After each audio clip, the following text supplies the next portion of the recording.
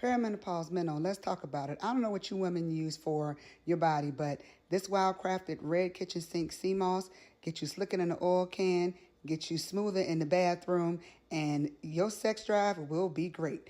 You take some, you put it in a bowl just like this, and you soak it with some limes. It's a little hard when you get it out of the bag, but you have to take it out in pieces.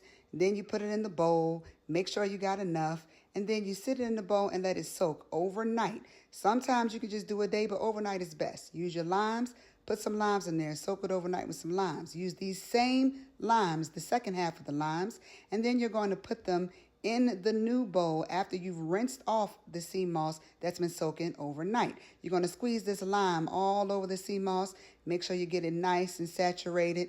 Then you're going to take this sea moss, take your kitchen shears, they better be clean, and cut up the sea moss in pieces because you want to block up your blender and you don't want it to be so hard it doesn't blend. So get your clean, sanitized kitchen shears and cut that up.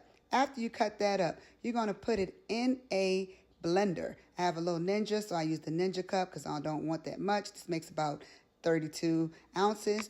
I put this in here. Then I put it nicely with some fresh water.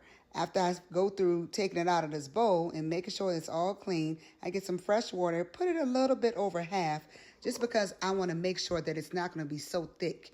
Then I put it in my blender. There it is. I blend it. Blend it to the consistency that you like.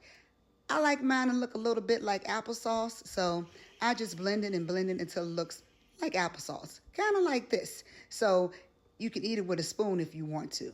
Now, once I do that, I use my good old mason jars because, why? I got 50 million of these around my house, and I use a mason jar so that it's nice and sealed and tight. I put it in my mason jar. Make sure I get it all off of that blade because sea moss is expensive, y'all. So I'm going to take the sea moss and I put it in this jar. Just get it all out of there, nice and good. You see how thick it is? Looks like applesauce to me. So I don't put any extra flavor in mine. Some people do that. I don't do that because I add it to my tea or my smoothies and I don't want it to have an extra flavor. Some people can, but I don't. So I put it in here, smooth it over at the top, just like I'm smoothing around some ice cream. And then once I finish smoothing it over, I sit around, put the top on there, make sure the top is nice and sealed. Once I get it in there real good like I want it, and then boom, voila, we got our sea moss. This will last me about 2 weeks in the refrigerator.